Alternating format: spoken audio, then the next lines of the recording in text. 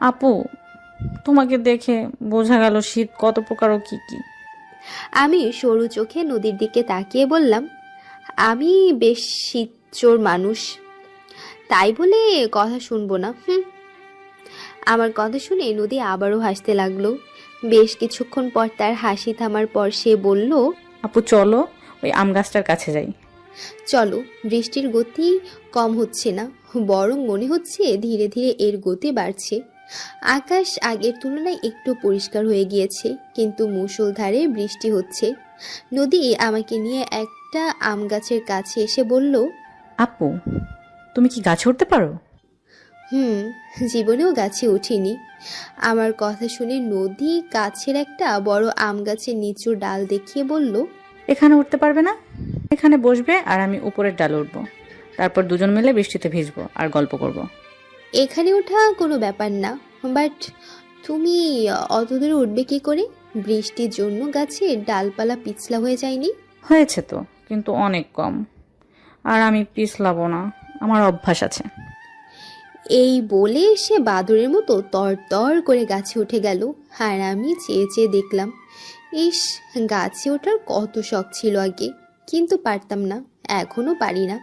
ছোট এক নিঃশ্বাস ফেলে আমি গাছের নিচু ডালটায় বসলাম। এই ডালটা এত নিচু যে এখানে বসার ফলে পায়ের পাতা দুটো মাটির সাথে লেগে যাচ্ছে। অঝোর ধারায় বৃষ্টি হওয়ার ফলে সে মাটিতে বেশ খানিকটা পানি জমেছে। আমি গাছের ডালে বসে বসে মনের আনন্দে পা দুটো নাচিয়ে নিচে জমে থাকা পানি ছড়িয়ে ছিটিয়ে দিচ্ছি। এদিকে পা চলছে পানি নাড়াচড়ার কাজে, ওদিকে মুখ চলছে নদীর সাথে গল্প করার কাজে। মনটা আমার আনন্দে নাচন ধরেছে, কিন্তু আমার মনের এ আনন্দের নাচন একজনের সহ্য হলো না। আর সেই একজন হলো আদৃশ ভাইয়া। মাথার উপর কালো একটা ছাতা ধরে উনি এগিয়ে এসে আমাদের থেকে বেশ খানিকটা দূরে গিয়ে দাঁড়ালেন। ওনাকে এখানে আসতে দেখে আমি দ্রুত ডাল থেকে নেমে গাছের পেছনে লুকিয়ে পড়ি। এই ভেজা অবস্থায় ওনার সামনে থাকা উচিত না বলেই এই কাজটা করা। আমাকে লুকিয়ে যেতে দেখে উনি শীতল চাহনিতে আমার দিকে এক নজর তাকালেন। পর মুহূর্তে নদীর উদ্দেশ্যে ধমকের সুরে বলে উঠলেন, এখনই গাছ থেকে নাম বলছি, তাহলে আমি বিকেলে চাচুকে বলে দিব তুই বৃষ্টিতে ভিজছিলি আর গাছে উঠেছিলি। আদৃশ ভাইয়ার কথা শুনে নদী দ্রুত ডাল থেকে নামতে নামতে ভয়ার্ত কণ্ঠে বলল, এই না না ছোট ভাইয়া, আব্বুকে বলো না প্লিজ, আব্বু আমাকে আস্ত রাখবে না। নদী নিচে নেমে আমার উদ্দেশ্যে বলল, চলো আপু, বাড়ির ভিতর চলে যাই। নদীর কথা শুনে আমি এক নজর আদৃশ ভাইয়ার দিকে তাকিয়ে রইলাম। চশমা ছাড়া ঝাপসা দেখছি, তবে অস্পষ্ট নজরে দেখে বুঝলাম ওনাকে এখন একজন কড়া গার্ডিয়ানের চেয়ে কম লাগছে না। তবে পরনে 3/4 প্যান্টার ফলে অবয়বের দিক দিয়ে পিচ্ছি গার্ডিয়ান লাগছে। আর ভ্রুকুটি করা গম্ভীর্য চেহারা দেখে বড় গার্জিয়ান লাগছে। উনি এক হাত দিয়ে ছাতা ধরে অপর হাত পকেটে গুজে ভ্রুজোড়া কুঁচকে দাঁড়িয়ে আছেন। আমি নদীকে একটু ইতস্ত করে বললাম, আদৃশ ভাইয়াকে চলে যেতে বলো না নদী, আমি ভেজা কাপড় নিয়ে ওনার সামনে দিয়ে কিভাবে যাব? নদী আমার কথা বুঝতে পেরে আদৃশ ভাইয়ার উদ্দেশ্যে বলল, ছোট ভাইয়া, তুমি যাও, আমরা তোমার পিছে পিছে আসছি। আসলে জামা কাপড় ভেজা বলে। নদীর কথা শেষ হতে না হতেই আদৃশ ভাইয়া চলে গেলেন। সাথে সাথে আমরাও চলে আসলাম বাড়ির ভেতর।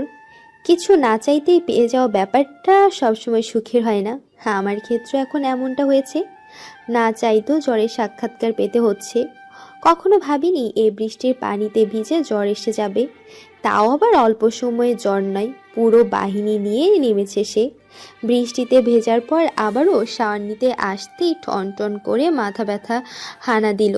তখন অল্প পরিসরে তা থাকলেও দুপুরের খাবারের পর তা বিস্তর আকার ধারণ করে। মাথা ব্যথা কমানোর জন্য তখন ঘুমিয়ে পড়ি। পরে সন্ধ্যার একটু পর ঘুম ভাঙতে খেয়াল করলাম আমার শরীর প্রচণ্ড গরম, সাথে হালকা ব্যথাও ফ্রি, কিন্তু কাউকে বুঝতে দেইনি। আমি চেষ্টা করছি বড় মামির কান অবধি যেন আমার জ্বরের কথা না যায়, কিন্তু বলে না যে কথা বেশি লুকানো যায় সে কথা বেশি দ্রুত সামনে আসে। আমার জ্বরের বিষয়টাও সেরকম। সন্ধ্যায় শুয়ে থাকার সময় রাইসা ভাবি আমার পাশে বসে গল্প করার জন্য। নদী তখন পড়ছিল, রাইসা ভাবি কথা বলছিল আর আমি শুয়েছিলাম। জ্বরের কারণে চোখ খুলতে পারিনি, কথাও কেমন জড়িয়ে এসেছিল, তাই দু একটা কথা বাদে কথা বলিনি। এসব দেখে রাইসা ভাবি আমার কপালে হাত দিয়ে টের পেল আমার জ্বর এসেছে। সে আর দেরি না করে নদীকে বলল, আর নদী পুরো বাড়িতে রটিয়ে দিল আমার জ্বর এসেছে। আমার নিষেধাজ্ঞা প্রচার করতে করতে এ দুজনের সংবাদ প্রচার করা শেষ। সবাই একে একে এসে আমার জ্বরের অবস্থা দেখে গেল। ঘুম আর জ্বরের জন্য চোখ বুজে আসছে আমার, তবুও চোখ খুলে রাখার চেষ্টা করছি। বড় মামি আমার পাশে বসে নীরবে কাঁদছে, আমার এ অবস্থার জন্য নিজেকে দোষারোপ করছে। কথা জড়িয়ে আসার পরও আমি তাকে বোঝানোর চেষ্টা করছি কান্না না করতে, কিন্তু মামি শোনার পাত্রী নয়। শেষমেশ আমার অবস্থা দেখে ছোট মামি পলাশ ভাইয়াকে বলল মামিকে রুমে নিয়ে যেতে। যাওয়ার আগে আদ্রিস ভাইয়াকে কড়া নির্দেশ দিয়ে গেল আমাকে যেন রাতের ভাত খাইয়ে ওষুধ খাওয়ানো হয়, কোনো রকমের হেলাফেলা চলবে না। আদ্রিস ভাইয়া রাজিও হলেন। উনি এতক্ষণ দরজার কাছে দাঁড়িয়ে নীরবে সব দেখছিলেন। চোখে মুখে রাগের ছাপ স্পষ্ট, কিন্তু কারণটা স্পষ্ট নয়। বড় মামি রুমে যেতেই ছোট মামি এক প্লেট ভাত নিয়ে এসে আমার পাশে বসে। ওদিকে ভাত দেখে গা গুলিয়ে আসছে আমার, মুখের ভেতরটা তেতো হয়ে উঠেছে, ঢোক গিলতেও অসহ্য লাগছে। খুব কষ্টে ছোট মামির কাছ থেকে 2 লোকমা ভাত খাওয়ার পর আর খেতে পারলাম না, শরীর একটুও ভালো লাগছে না। ছোট মামি 3য় লোকমা আমার মুখের কাছে আনতেই আমি মুখ ফিরিয়ে কষ্টে শিষ্টে বললাম, মামি আমি আর খেতে পারছি না, প্লিজ নিয়ে যাও। ছোট মামি বেশ আদুরে গলায় বলল, আর 4 রকমা খাবে? এই তো পুরো ভাত খেতে হবে না, শুধু 4 রকমা খাবে, আর কিচ্ছু না। মামি প্লিজ, আমি গলা দিয়ে ভাত নামাতে পারছি না, ভালো লাগছে না। দেখো মা, তোমার শরীরে খেয়াল রাখা আমাদের দায়িত্ব। ভাত না খেলে দুর্বল লাগবে, ওষুধ খাওয়ার পর তো দুর্বল লাগবেই, তো আরো বেশি। আমি সামলে নিব মামি, আজ রাতে ঘুমাইলেই ঠিক হয়ে যাবে, কিন্তু এখন আমি ভাত খেতে পারবো না। ছোট মামি হয়তো আরও কিছু বলতেন, কিন্তু আদ্রিস ভাইয়ার জন্য বলতে পারলেন না। উনি নদীর চেয়ার ছেড়ে উঠে ছোট মামির কাছ থেকে প্লেটটা এক প্রকার ছিনিয়ে নিয়ে বললেন, ভাত সম্পূর্ণ শেষ না করে যাবে কোথায়? হ্যাঁ, আমি যদি আজ ওকে ভাতগুলো খাইয়ে না দিতে পেরেছি তবে আমার না ভাত তৃষ্ণা। এই বলে উনি 1 লোকমা ভাত তুলে আমার মুখের সামনে ধরলেন। আমি হা করে ওনার কাজ দেখছি, উনি আমাকে খাইয়ে দিবেন কেন? আজব তো। আমি মুখ সরিয়ে নিয়ে বললাম, আমি তো বললাম আমি ভাত খাবো না। এবার আদ্রিস ভাইয়া ধমকের সুরে বললেন, এই যে এদিকে তাকাও। আমি না তাকিয়ে আগের মতোই মুখ ঘুরিয়ে নিলাম। আদ্রিস ভাইয়া এবার ছোট মামির উদ্দেশ্যে বললেন, চাচি, আমার রুম থেকে ওষুধের বক্স আর 1 গ্লাস পানি নিয়ে আসো। পুরো ভাত খাওয়ান, একে পুরো ভাত খাওয়ানোর দায়িত্ব আমার। আদ্রিস ভাইয়ার কথা শুনে আমি ছোট মামির দিকে তাকালাম, ওনার চোখে মুখে সূক্ষ্ম বিস্ময়ের ছাপ। নিশ্চয়ই আদ্রিস ভাইয়ার কাজে বিস্মিত তিনি। মামি চলে যেতেই উনি আবারও আমার মুখের সামনে ভাত নিয়ে খেতে বললেন। এদিকে আমার গালের ভেতরটা আগের চেয়েও তেতো লাগছে, বিরক্ত লাগছে খুব। আমি বিরক্ত নিয়েই জড়ানো কণ্ঠে বললাম, আপনি প্লিজ প্লেট নিয়ে যান, আমি খাবো না তো। আদ্রিস ভাইয়া এবার ধমক দিয়ে বললেন, আর একটা কথাও যদি বলেছো তো কানের নিচে, আর একটা কথাও যদি বলছো না, কানের নিচে 2টা ঘা বসিয়ে দিব। ভাত, ওষুধ আর পানি খাওয়া ছাড়া মুখ খুলবে না। নাও, হা করো। আদ্রিস ভাইয়ার কথার ধরন শুনে আমি রীতিমতো হতভম্ব। উনি আমাকে ধমক দিলেন? কোন সাহসে এ কাজ করলেন উনি? বেয়াদব লোক কোথাকার। আমি মুখ না খুলেই বসেছিলাম, তা দেখে আদ্রিস ভাইয়া আবারও ধমক দিলেন। এবার আমার রীতিমতো কাঁদো কাঁদো অবস্থা। এভাবে এ ছেলের কাছে ধমক শুনব তা কখনো ভাবিনি। মানুষ জ্বরের সময় আশা করে আদরের, আর এখানে আমি এখন বকা শুনছি। চোখজোড়া আমার পানিতে ভিজে এলো প্রায়। আমি কোনো মতে কান্না আটকিয়ে হাঁ করে মুখে পুরে নিলাম। সাথে সাথে আদ্রিস ভাইয়ার ঠোঁটের কোণে দেখতে পেলাম বিজয়ের এক হাসি। তা দেখে রীতিমতো আমার শরীরে জ্বালা পোড়া করছে। এসবের শোধ আমি তুলবই এক সময়। সেই অপমানের শোধ, সাথে ধমকের শোধ, সব সুদে আসলে মিটিয়ে দিব। ভাত খাওয়া শেষে উনি আদুরে একটা হাসি দিয়ে বললেন, এই তো লক্ষ্মী মেয়ে, শুরু তো খেয়ে নিলে কিন্তু এই ধমক দেওয়া লাগতো না। আমি কিছু না বলে রাগান্বিত চোখে ওনার দিকে তাকাই। এতে ওনার ভ্রুক্ষেপ নেই। প্লেট রেখে উনি পাশের টেবিল থেকে ওষুধ আর পানি নিয়ে আমার সামনে এসে ধরলেন। মামি বেশ কিছুক্ষণ আগেই তা রেখে গিয়েছিল। আদ্রিস ভাইয়ার হাতের ওষুধ দেখে রীতিমতো নাজেহাল অবস্থা আমার। আমি যে বড় ওষুধ ভাঙা ছাড়া খেতে পারি না তা ওনার সামনে কি করে বলবো। আমি ওষুধের দিকে তাকিয়ে আছি বলে উনি এবার বললেন, মিশমিশ, এবার ঝটপট ওষুধটা খেয়ে নাও। এবার আর ধমকাতে চাইছি না আমি। মিশমিশ, আমি কি ঠিক শুনছি নাকি ভুল? উনি কি চাশমিশ বলতে গিয়ে এটা বললেন? আমি কণ্ঠে যথাসম্ভব বিস্ময় প্রকাশ করে জিজ্ঞেস করলাম, আপনি কি বললেন? উনি স্বাভাবিক কণ্ঠেই বলল, কি বললাম? এই যে ওষুধ খাওয়ার কথা বলার আগে উনি আমার কথা বুঝতে পেরে বললেন, মিশমিশ বললাম। কেন? আপনার ইচ্ছাতে সব হয় না। আমি বলেছি আমার নামে ডাকলে ডাকবেন, না হলে না। আমার ইচ্ছে করছে তাই। সো আমিও বলেছিলাম যে তোমাকে ওই নামে ডাকবো না, তুমিও চাও না আর আমি তোমাকে চাশমিশ নামে ডাকি। আমি মিশমিশ দিয়েছি তাই, আর সে নামে ডাকবো। আদ্রিস ভাইয়ার কথা আমার কানে কেমন যেন অদ্ভুত শোনালো, তবে ভালোও লাগলো। কিন্তু অতি দ্রুত সব কথা চিন্তা করে আমি এ ভালো লাগাটাকে পাশ কাটিয়ে ওনার হাত থেকে ওষুধ নিলাম। শরীরে সর্বোচ্চ শক্তি দিয়ে ওষুধ ভাঙার চেষ্টা করলাম, কিন্তু সফল হলাম না।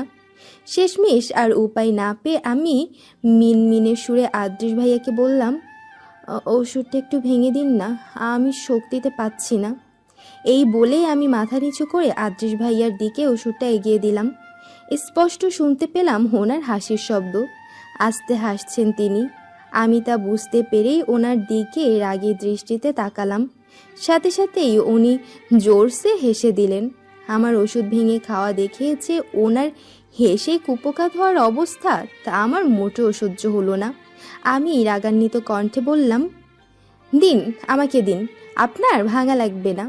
উনি হাসতে হাসতে প্যারাসিটামল 2 ভাগ করে আমার হাতে ধরিয়ে দিয়ে বললেন, মিশমিশ, তুমি এত বাচ্চা!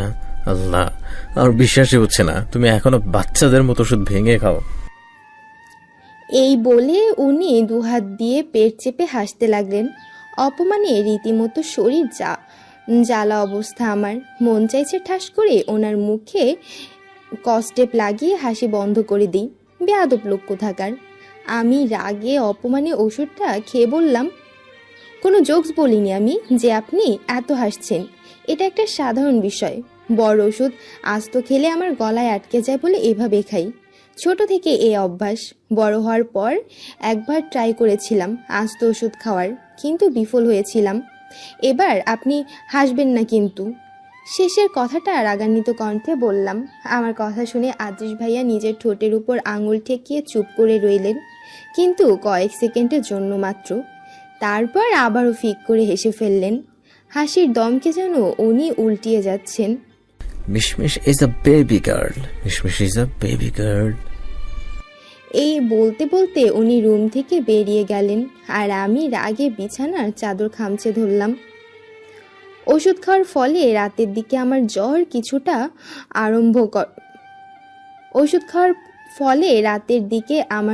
ছুটতে আরম্ভ করে।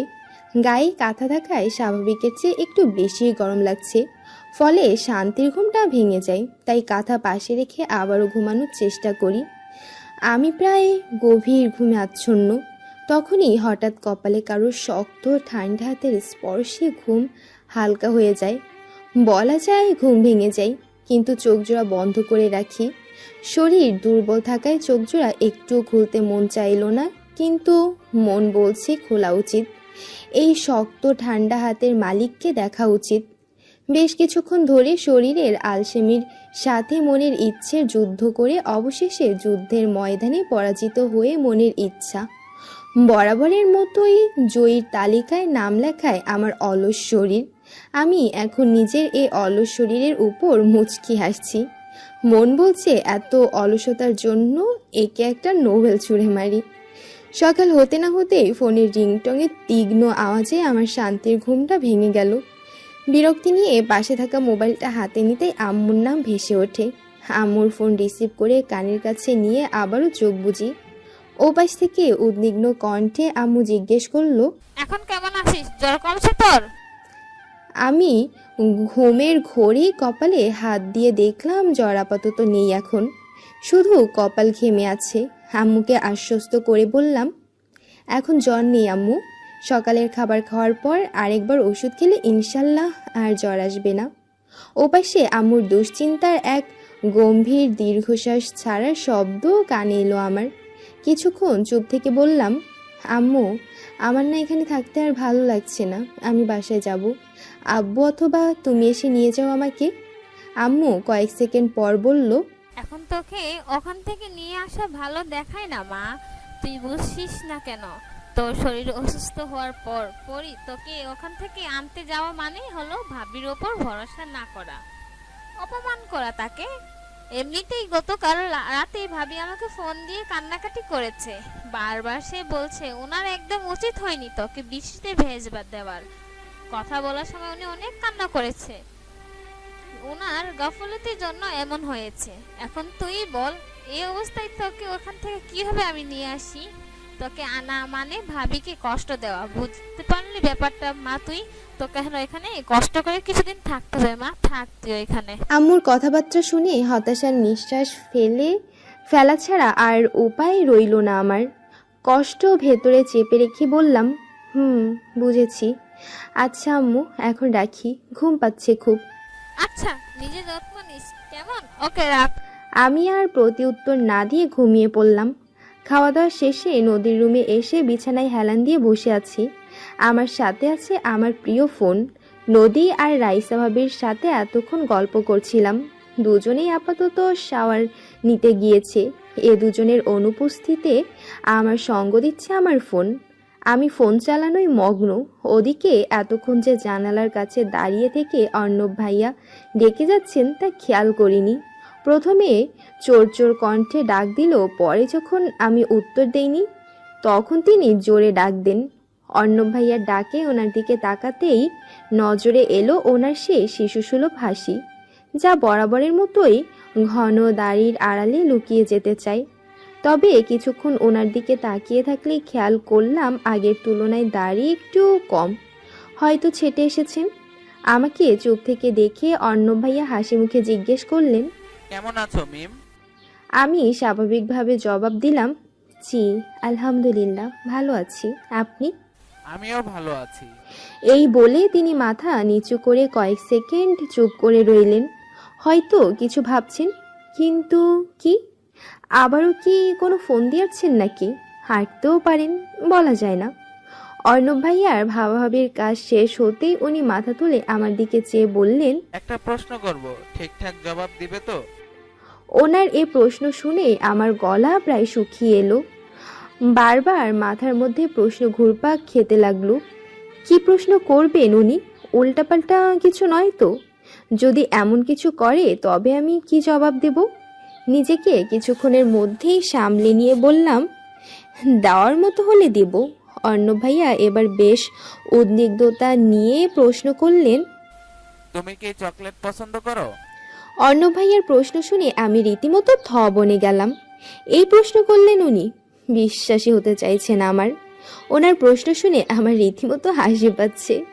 পেটের ভেতরে হাসির কাতুকুতু দিয়ে বেরিয়ে আসতে চাইছে, কিন্তু ওনার সামনে হাসা যাবে না, পরে আবার মন খারাপ করে বসলে। আমি যথাসম্ভব হাসি থামিয়ে রাখতে চাইলাম, কিন্তু ওনার প্রশ্নের জবাব দিতে গিয়ে চোখে মুখে হাসি উপচে পড়তে লাগলো।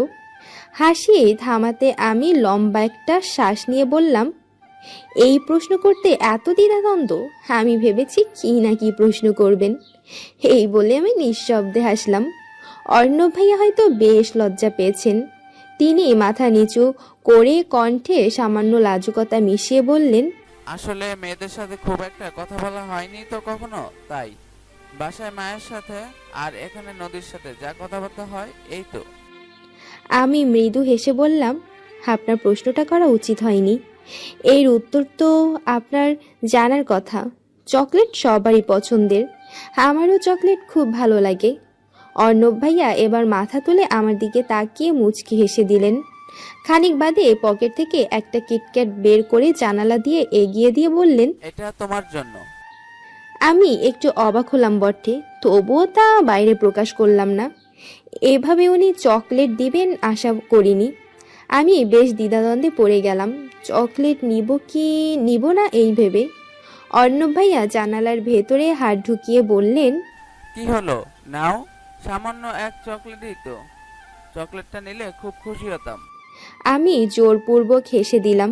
কিছু না বলে হাত বাড়িয়ে চকলেটটা নিয়ে পাশে রেখে দিলাম। উনি এবার হাসি মুখে বললেন, থ্যাঙ্কস এ লট ম্যাম। আমি ওনার ফোন ওনাকে সম্পূর্ণ কথাটা বলতে দিলেন না, তার আগেই বাজখাই গলায় চেঁচিয়ে উঠল সে। অর্ণব ভাইয়া পকেট থেকে ফোন বের করে রিসিভ করে কানে নিলেন। কথা বলতে বলতেই হাসি মুখে হাত দিয়ে আমাকে বিদায় জানিয়ে চলে গেলেন তিনি। উনি যেতেই আমি চকলেটটার দিকে বিরক্তি ভরা দৃষ্টিতে তাকিয়ে রইলাম। চকলেট আমার খুব পছন্দের, কিন্তু ওনার দেওয়া চকলেটটা আমার একটুও খেতে ইচ্ছে হলো না, জানি না কেন। এই জানি না কেনর আর জবাব না খুঁজে চকলেটটা নদীর টেবিলে রেখে আসলাম আমি। বিকেলের নাস্তা উপলক্ষে বড় মামি আর ছোট মামি মিলে ডালপুরি বানাচ্ছে, নদী বানাচ্ছে গরম গরম চা, আর আমি দাঁড়িয়ে দাঁড়িয়ে তাদের কাজ দেখছি। বড় মামা আর মেজো নানুর কড়া নির্দেশ ভুল করেও যেন আমার কোনো প্রকার কাজ করতে না দেওয়া হয়। সে আমি কাজ করা নিয়ে যদি তৃতীয় বিশ্বযুদ্ধ চালাই তবেও না। ওনাদের নির্দেশ মেনেই আমি এখন দরজার কাছে দাঁড়িয়ে সব কাজ দেখছি আর টুকটাক গল্প করছি। আম্মু, আম্মু, আম্মু, আমাকে গরম গরম ডাল পুরি আর গরম গরম চা দাও তো, আমি একটু বাইরে যাবো। আদ্রিস ভাইয়া কখন এসে আমার পাশে দাঁড়িয়েছেন তা খেয়াল করিনি। হঠাৎ ওনার কণ্ঠস্বর কানে আসতেই তাই চমকে উঠলাম আমি। পাশ ফিরে তাকাতেই দেখি ওনার চোখ জোড়া ফোনের স্ক্রিনের উপর নিবদ্ধ। হাত জোড়ায় একটি ওনার পকেটে অবস্থান করছে এবং একটি ফোনের সাথে অবস্থান করছে। আবারও আমার মন বলে উঠল, ওনার এই পকেটে হাত দিয়ে দাঁড়িয়ে থাকা স্টাইলটা মানিয়ে যায় খুব। সত্যি তো মানিয়ে যায় ওনার উপর। আমার চেহারায় কোন দেশের মানচিত্র আঁকা আছে? ফোনের দিকে তাকিয়ে কণ্ঠ খাদে নামিয়ে প্রশ্নটা করলেন আদ্রিস ভাইয়া। ওনার প্রশ্নে আমি ভরকে গেলাম, সাথে সাথে নিজেকে সামলে নিয়ে দৃঢ় তবে ধীরে স্বরে বললাম, আমি আপনার চেহারা দেখছি না। বেশ। আমার কথা শুনে আদ্রিস ভাইয়া ফোনটা পকেটে রেখে আমার দিকে তাকালেন। এক ভ্রু উঁচিয়ে আগের মতোই কণ্ঠে জিজ্ঞেস করলেন, তাহলে কি দেখছিলে? মহা মুসিবত তো। এখন আমি কি জবাব দেব ওনার এই প্রশ্নের? এমন তো বলা সম্ভব নয় যে আমি আপনার দাঁড়ানোর স্টাইল দেখছিলাম। কিছুক্ষণ ভাবার পর আমতা করে বললাম, আমি আপনার ফোনের দিকে তাকিয়েছিলাম। উনি এবার অবাক হওয়ার ভান করে বললেন, ও, গোয়েন্দাগিরি করছে আমার উপর? না চাই তো আবারও মুসিবত গলায় ঝুলে পড়ল। প্রচণ্ড বিরক্ত নিয়ে আমি কিছু বলতে চাইলাম, তার আগেই বড় মামি আদ্রিস ভাইয়ার উদ্দেশ্যে বললেন, আদ্রিস, তুই ড্রয়িং এ গিয়ে বস, আমি নাস্তা দিয়ে আসবো নে। এখানে শুধু শুধু দাঁড়িয়ে থাকিস না, কেমন? মামির কথার যথাযথ আজ্ঞা করে আদ্রিস ভাইয়া ডাইনিংয়ে চলে গেলেন। তবে যাওয়ার আগে আমার দিকে নিক্ষেপ করে গেলেন তীক্ষ্ণ নজর। আদ্রিস ভাইয়ার নাস্তা রেডি হতেই বড় মামি আমার হাতে ট্রে ধরিয়ে দিয়ে বললেন খাবার দিয়ে আসতে। অনিচ্ছা সত্ত্বেও আমি ট্রে হাতে নিয়ে আদ্রিস ভাইয়ার সামনে গেলাম। আমার উপস্থিতি টের পেয়ে আদ্রিস ভাইয়া ফোন থেকে মাথা তুলে জোর গলায় বললেন, আম্মু, একটা বাচ্চা মেয়েকে দিয়ে খাবার পাঠাতে গেলে কেন? আদ্রিস ভাইয়ার কথায় বিস্ময়ে আমার মুখ হা হয়ে এলো। আমাকে বাচ্চা বলছেন উনি? আমার কিছু বলার আগেই রান্নাঘর থেকে মামির কণ্ঠস্বর শুনতে পেলাম, আমরা সবাই কাজে ভীষণ ব্যস্ত, তাই ওকে না চাইতেও মিমকে পাঠাতে হলো। বড় মামির কথা শেষ হতেই আদ্রিস ভাইয়া একটা পুরি হাতে নিয়ে স্বাভাবিক কণ্ঠে বললেন, এসব বাচ্চাদের নিয়ে কাজ করতে হয় না, এসব বাচ্চাদের দিয়ে কাজ করাতে হয় না। এদের কাজের বয়সই হয় নাই, এদের এখনো খেলার বয়স আছে। এদের কাজ তো খেলাধুলা করা। আদ্রিস ভাইয়ার এহেন কথায় রাগের বর্ষণ হলো আমার উপর। প্রচণ্ড রাগে দাঁতে দাঁত চেপে বললাম, খবরদার বাচ্চা বলবেন না, আমি মোটেও বাচ্চা নই। আদ্রিস ভাইয়া এবার পুরিটা প্লেটে রেখে ভ্রু উঁচিয়ে বললেন, তাহলে কি তুমি বুড়ি? আমি আগের মতোই বললাম, আমি মোটেও বুড়ি না। তাহলে তুমি কি চাও? তাহলে তুমি কি বাচ্চাও না বুড়িও না, কি তুমি? হাদরিস ভাইয়ার প্রশ্নে আমার ভেতরকার রাগ তরতর করে বাড়তে লাগলো। ইচ্ছে করলো রাগে ওনার মাথায় কাচের প্লেট ভাঙতে। মনের ইচ্ছা মনেই থাকলো, তবে বাদ সাধলো প্রশ্নের উত্তর দেওয়া। ওনার এ প্রশ্নে কি জবাব দেব আমি? কিছুক্ষণ ভেবে জবাব দিলাম, আমি মানুষ। তো আমি কি বলেছি তুমি মানুষ না? আমরা সবাই তো মানুষ, মানুষের বাইরে আর কি। আমি একজন মেয়ে। আমি কি বলেছি তুমি ছেলে? এত তেরা কেন লোকটা? না মানে কি খেয়ে দিয়ে পয়দা হয়েছে এ? আমাকে হেনস্থা করার জন্য একের পর এক উল্টাপাল্টা প্রশ্ন করেই যাচ্ছেন। না, আর জবাব দিব না। কিন্তু জ্বালার বিষয় হলো, জবাব না দিলে আরো বেশি খেপাবে উনি আমাকে। আমি তো বলেছি তুমি একটা বাচ্চা মেয়ে। উনি আবারও বললেন আমাকে। প্রচণ্ড রাগ থাকা সত্ত্বেও এসব খেপানো থেকে বাঁচতেই আমি আমার রাগ সংযত করে বললাম, আমি মোটেও বাচ্চা নই। একজন 20+ বয়সের মেয়েকে বাচ্চা বলে না, বুঝলেন? উনি এবার ভ্রু নাচিয়ে বললেন, তো কি বলে শুনি? যুবতী বলে। উনি ঢেউ তোলা সুরে বললেন, ওহো, যুবতী বলে তাহলে? আদ্রিস ভাইয়ার কথার ঢঙে আমার প্রচণ্ড রাগ হলেও আবার লজ্জাও পেলাম। আমি রাগান্বিত কণ্ঠে বললাম, আপনার মতো বেয়াদব লোক দুনিয়ার দ্বিতীয়টা নেই বোধহয়। এই বলে আর এক মুহূর্ত দেরি না করে আমি রুমে চলে আসলাম। খাটে বসতেই চোখ গেল খোলা জানালার কাছে। সেখানে একটা কাগজ রাখা। কিসের কাগজ জানা নেই, তাই কৌতূহল বশত কাগজটা হাতে নিয়ে তার ভাঁজ খুললাম। কাগজের লেখাগুলো চোখে পড়তেই বিস্ময়ের পাহাড় ভেঙে পড়ল আমার মাথায়। ভয়ে শুকিয়ে এলো গলা। এই মাধবীলতা, চিনো কি আমায় যে তোমায় মত্ত হতে চাই? চিনো কি আমায় যে তোমাতে হারিয়ে যেতে চাই? চিনো কি আমায় যে তোমায় একটুখানি পরশ পেতে চাই? চিনো কি আমায় যে তোমার স্পর্শে তৃষ্ণা মেটাতে চাই? চিঠিতে লেখা কবিতার প্রতিটি শব্দ আমার মনে ভয়ের এক নতুন ঢেউ জাগিয়ে তুলল। হৃৎপিণ্ড তুমুল গতিতে ছুটে চলছে, হাত পা অল্প বিস্তর কাঁপছে। হুট করে মনের মধ্যে একটা প্রশ্ন জেগে উঠল, এই চিঠিটা কি আদৌ আমার উদ্দেশ্যে পাঠানো হয়েছে? এই রুমে তো আমার নয়, নদীর। তাহলে কি চিঠিটা তার উদ্দেশ্যে পাঠিয়েছে? এটাই হতে পারে। এমনটা না হলেও এখন এমনটা হতেই হবে। অন্ততপক্ষে নিজেকে সান্ত্বনা দেওয়ার জন্য হলেও এটা হতে হবে। কিন্তু যদি এমনটা না হয়, যদি চিঠিটা আমার উদ্দেশ্যে পাঠানো হয়ে থাকে, কিন্তু আমাকে চিঠি কে দেবে? অর্ণব ভাইয়া। কিন্তু সে কেন চিঠি দিতে যাবে, তাও আবার এমন সম্বোধনে? আজ দুপুরেই তো কথা হলো তার সাথে, এরপরও এমন ধরনের চিঠি পাঠানোর মানে কি? উফ, মাথা ধরে গেল আমার। যত সব দুশ্চিন্তার মেশিন এসে আমার কাছে জড়ো হয়।